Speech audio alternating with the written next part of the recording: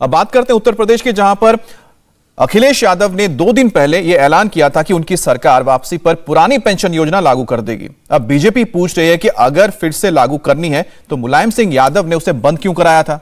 क्यों शुरू की गई है 15 साल पुरानी पेंशन योजना पर अब सियासत? इस पर देखिए एक खास रिपोर्ट। फैसला समाजवादी पार्टी का जो घोषणा पत्र में शामिल होने जा रहा है, पुरानी पेंशन योजना को बहाल किया जाएगा।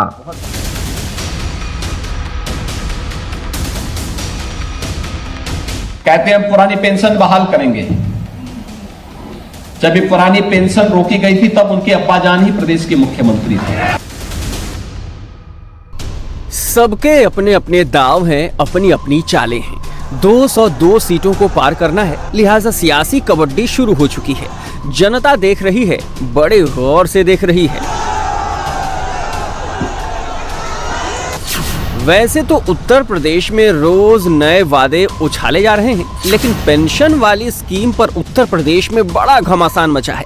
अखिलेश बोल रहे हैं कि हमारी सरकार आएगी तो लागू करेंगे, और योगी जी पूछ रहे हैं कि फिर आपके अब्बा जान ने अपनी ही सरकार के दौरान क्यों बंद कर दिया था? कहते हैं हम पुरानी पेंशन बहाल करेंगे। जब ये पुरानी पेंशन रोकी गई थी तब उनके अब्बाजान ही प्रदेश के मुख्यमंत्री थे।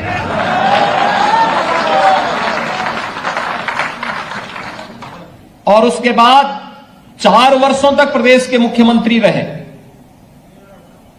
फिर 5 वर्ष तक उन्हें स्वयं प्रदेश के अंदर मुख्यमंत्री बनने का अवसर प्राप्त हुआ।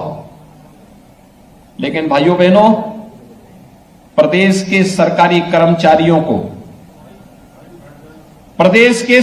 कर्मचारियों के बारे में उनके पास कोई सोच नहीं थी।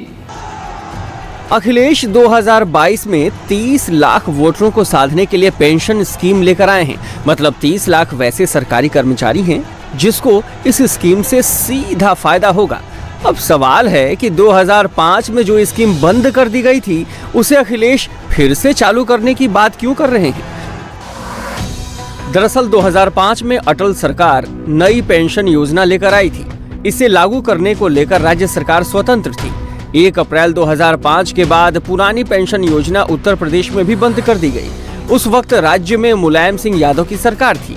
इसके बाद जो भी नियुक्तियां हुई वो सभी नई पेंशन स्कीम के तहत हुई। लेकिन 2010 से उत्तर प्रदेश के सरकारी कर्मचारी सरकार के सामने पुरानी पेंशन योजना लागू करने की मांग करने लगे। 2018 में कर्मचारियों ने बड़ा आंदोलन किया और योगी सरकार ने इसके लिए एक कमेटी गठित कर दी। योगी सरकार का कहना है कि उनकी सरकार रिपोर्ट का इंतजार कर रही है कि ये कैसे मुमकिन है, और अखिलेश यादव ऐलान कर चुके हैं। सबसे बड़ा फैसला समाजवादी पार्टी का जो घोषणा पत्र में शामिल होने जा रहा है, पुरानी पेंशन योजना को बहाल किया जाएगा। बहुत बड़ा फैसला है। 2005 से पूर्व कर्मचारियों को मिलने वाली पुरानी पेंशन व्यवस्था लागू की जाएगी।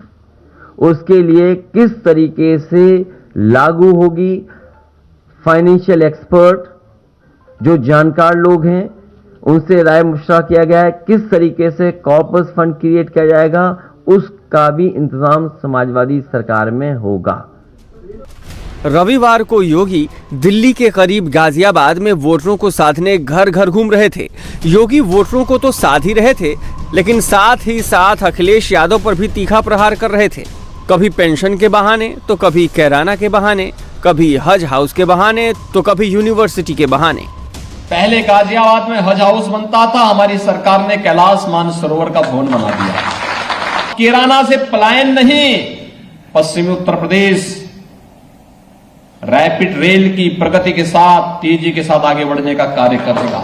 अलीगढ़ में अलीगढ़ मुस्लिम विश्वविद्यालय की स्थापना के लिए राजा महेंद्र प्रताप सिंह जी ने अपनी भूमि, अपनी प्रॉपर्टी दान की थी। लेकिन अलीगढ़ मुस्लिम विश्वविद्यालय में उनके नाम का एक भी पट नहीं। हमने उन्हीं के नाम पर एक विश्वविद्यालय, राजा महेंद्र प्रताप सिंह विश्वविद्यालय, उसी अलीगढ़ में स्थापित किया। समाजवादी पार्टी की पहली लिस्ट आने के बाद से ही योगी और बीजेपी के दूसरे नेताओं ने अखिलेश यादव की कमजोर नस पकड़ ली है। जहां मौका मिलता है 2017 के पहले की कानून व्यवस्था, गुंडा राज, माफिया राज का हवाला देकर निशाने पर ले लिया जाता है। योगी ने एक बार फिर वही किया। 2017 के पहले इस पश्चिमी उत्तर प्रदेश में हम आते थे, क्या स्थितियां थी? भय का माहौल था। बेटियां सड़कों पे नहीं निकल पाती थी, स्कूल नहीं जा पाती थी। बहुत सारी जगह तो ऐसा था कि सायंकाल सूर्यास्त के बाद सुनसान कर्फ्यू जैसा दृश्य हो जाता था। हर दूसरे तीसरे दिन कोई ना कोई दंगा होता था। माफिया सत्ता के संरक्षण में जिस किसी की भी भूमि पर कब्जा कर लेते थे। हम लोग जब 2017 में आए तो हमारी सरकार ने पहली घोषणा की थी, हमने पहला निर्णय लिया था अवैध बूचड़खानों को बंद करने का, बेटियों की सुरक्षा के लिए एंटी रोमियो स्क्वाड के गठन करने का। समाजवादी पार्टी की सरकार भी 2012 में आई थी। पहला फैसला क्या था? राम जन्मभूमि पर आतंकी हमला करने वाले आतंकवादियों के मुकदमों को वापस लेने का। फर्क साफ है। सीएम योगी ने एक बार नहीं कई बार अखिलेश की इस कमजोर नस को दबाकर वोटरों को समाजवादी पार्टी से दूर करने की कोशिश की। कहा उनकी सरकार आएगी तो क्या होगा और हमारी सरकार बनेगी तो क्या होगा। हमारी सोच उत्तर प्रदेश को देश की नंबर 1 की अर्थव्यवस्था बनाने के लिए है, जिससे उत्तर प्रदेश की 25 करोड़ जनता के चेहरे पर खुशहाली लाई जा सके। उनकी सोच स्वयं के विकास की है और इसके लिए वे लोग दंगों की आग में प्रदेश को झोंकना चाहते हैं। कैराना में हिंदू व्यापारियों को पलायन करने के लिए मजबूर करने वाले व्यक्ति को वे टिकट देते हैं। मुजफ्फरनगर के दंगाइयों को, बुलंदशहर के दंगाइयों को, मेरठ के उपद्रवियों को वे लोग टिकट देते हैं। तालिबान का समर्थन करने वाले लोगों को मुरादाबाद में टिकट देते हैं, अमरोहा और संभल में प्रत्याशी बनाते हैं। ये कैसी सोच लेकर के आ रहे हैं? अब सवाल है, क्या जो योगी कह रहे हैं वो हो पाएगा या जो अखिलेश कह रहे हैं वो होगा? चूंकि चुनाव का वक्त है, वादों की बौछार हो रही है। बच्चों पर अलग, महिलाओं पर अलग, मुसलमानों पर अलग, सबके नाम के सहारे चुनावी नैया पार करने की कोशिश की जा रही है। अब चुनाव आयोग में समाजवादी पार्टी ने रविवार को 2 शिकायतें दर्ज की हैं। समाजवादी पार्टी ने चुनाव आयोग को खत लिखा है और न्यूज चैनल पर चल रहे ओपिनियन पोल को तत्काल प्रभाव से रोकने की मांग की है। इसके अलावा एसपी ने कैराना में अमित शाह के डोर टू डोर कैंपेन में आचार संहिता के उल्लंघन की शिकायत भी की है। समाजवादी पार्टी का कहना है कि गृह मंत्री अमित शाह ने अपने कैंपेन के दौरान ना ही उन्होंने मास्क लगाया था और ना ही कोरोना को लेकर चुनाव आयोग के निर्देशों का पालन किया था। चुनाव आयोग ने प्रचार के लिए डोर टू डोर कैंपेन की अनुमति दे रखी है और इस दौरान पहले तक सिर्फ 5 लोगों को कैंपेन करने की इजाजत थी, लेकिन अब उसे बढ़ाकर 10 तक कर दी गई है। लेकिन अमित शाह के डोर टू डोर कैंपेन के दौरान बड़ी संख्या में भीड़ उमड़ी थी, ये शिकायत की है समाजवादी पार्टी ने।